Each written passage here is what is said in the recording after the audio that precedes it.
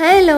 അപ്പോൾ അന്ന് വാങ്ങിച്ച ബാഗിൽ ഞാൻ ഒന്നും എടുത്ത് വെച്ചില്ല കേട്ടോ. ഞാൻ അന്ന് പറഞ്ഞിട്ടുണ്ടായിരുന്നു എനിക്ക് 5 ബാഗിൻ്റെ ആവശ്യമില്ല എന്ന്. പക്ഷേ അത് ഉള്ളതാണ് കേട്ടോ, എനിക്ക് 5 ബാഗിൻ്റെ ആവശ്യമില്ല. പക്ഷേ ഞാൻ ഉള്ള എല്ലാ ബാഗിലും എല്ലാ സാധനവും ഇങ്ങനെ കുത്തി നിറച്ച് വെച്ചിട്ടുണ്ട്.